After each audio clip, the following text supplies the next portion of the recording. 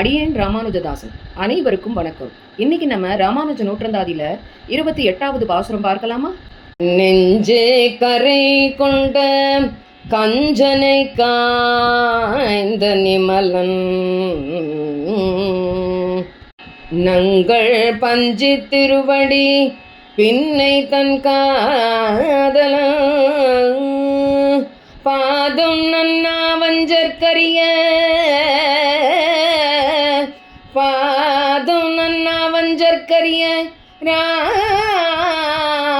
ராமானுஜன் புகழ்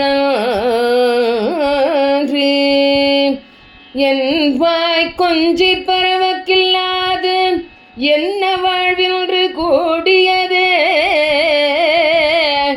என் வாய் கொஞ்சி பரவக்கில்லாது என்ன வாழ்வின்று கூடியதே நெஞ்சிலே வஞ்சனையே கொண்ட கம்சனை சீரியவன் பஞ்சுபோல் மென்மையே வாய்ந்த நப்பின்னையின் காதலன். அவன் திருவடிகளை பற்றாத வஞ்சகர்களுக்கு ராமானுஜர் கிட்ட முடியாதவர். இவரது புகழையன்று என் வாய் பாராட்டி வாழ்த்தாது.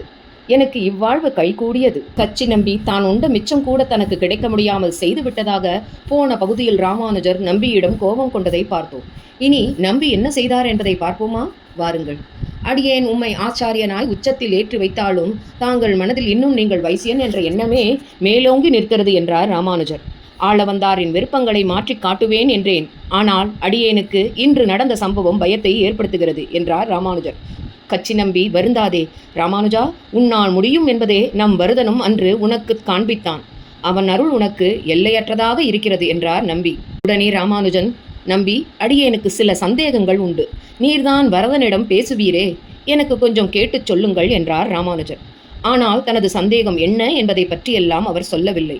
மறுநாள் கச்சி நம்பி ஏதோ வரதனிடம் கேட்கச் சொன்னான் ராமானுஜன். ஆனால் என்ன கேட்க வேண்டும் என்று சொல்லவில்லையே, இதை எப்படி வரதனிடம் கேட்பது என்று யோசித்தவாறே கச்சி நம்பி வரதனின் சன்னதிக்கு வந்தார். தன்னுடைய விசிறி வீசும் கைங்கரியத்தை செய்து கொண்டே இன்று வரதனிடம் அதிகம் பேசவில்லை.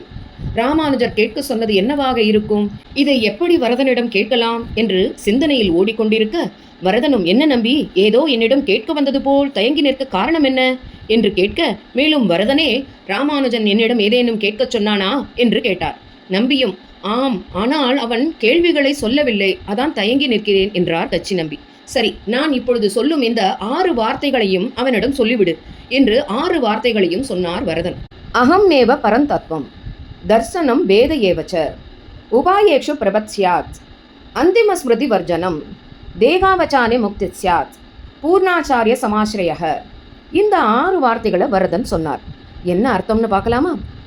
முதல் வார்த்தை அகம் மே பரதத்துவம், நாமே பரதத்துவம், நானே சகலமாய் எல்லாமுமாய் இருப்பவன்.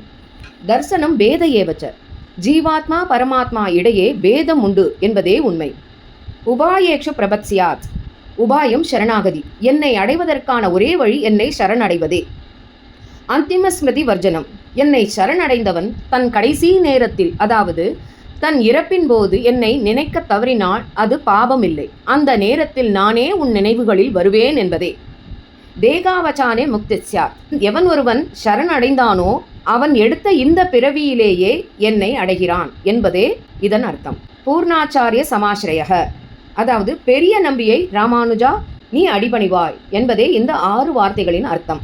இதையே வரதன் நம்பியிடம் சொல்லி, இதை ராமானுஜரிடம் சொல்லிவிடு என்றார் வரதன். நம்பி ராமானுஜனை பார்த்து வரதன் சொன்ன 6 வார்த்தைகளையும் சொல்ல, ராமானுஜர் தடாலடியாக கச்சி நம்பியின் திருவடிகளில் விழுந்து வணங்க, கச்சி நம்பியின் கண்களிலிருந்து கண்ணீர் ராமானுஜரை ஆசிர்வதிக்க, ராமானுஜர், நம்பியே, இன்று தங்களின் ஆச்சாரிய தீர்த்த பிரசாதம் பெற்று உயர்ந்தேன் என்றார். ராமானுஜா, நீ என்னிடம் சொல்லாத கேள்விகளுக்கு வரதன் சொன்ன பதில்கள் உன் கேள்விகளுடன் பொருந்திற்றா என்று கேட்க, ஆம் நம்பியே, என் சந்தேகம் அனைத்தும் நிவர்த்தியாயிற்று என்றார் ராமானுஜர்.